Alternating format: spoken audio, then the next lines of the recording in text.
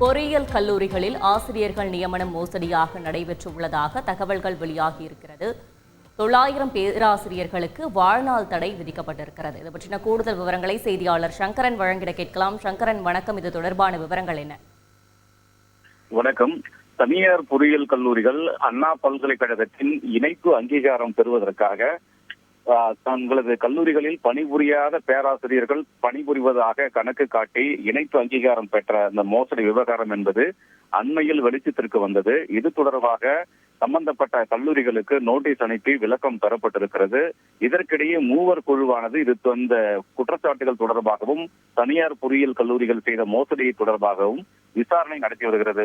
இந்த நிலையில் அண்ணா பல்கலைக்கழகம் சமீபத்தில் நடத்திய சிண்டிகேட் கூட்டத்தில் மோசடியில் ஈடுபட்ட 295 தனியார் பொறியியல் கல்லூரிகள் மீது கிரிமினல் நடவடிக்கை எடுக்கலாம் என்ற ஒரு ஒப்புதலை அந்த சிண்டிகேட் கூட்டத்தில் ஒப்புதல் வழங்கப்பட்டிருக்கிறது. அதோடு ஒன்றுக்கும் மேற்பட்ட கல்லூரிகளில் பெயரை பதிவு செய்த 900 பேராசிரியர்கள் மீது வாழ்நாள் தடை விதிக்கவும் அந்த சிண்டிகேட் கூட்டத்தில் ஒப்புதல் வழங்கப்பட்டிருக்கிறது. இதன் மூலமாக அந்த 900 பேராசிரியர்கள் எந்த ஒரு கல்லூரிகளிலும் பணியாற்ற முடியாது என்பது குறிப்பிடத்தக்கது. அவர்களுடைய முழுமையான விவரங்களை எல்லாம் அண்ணா பல்கலைக்கழகம் பெற்றிருக்கிறது.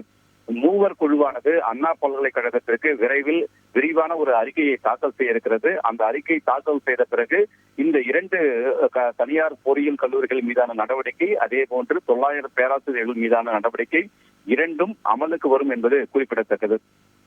நன்றி சங்கரன். செய்திகளை உடனுக்குடன் தெரிந்து கொள்ள உடனே சப்ஸ்கிரைப் பண்ணுங்க.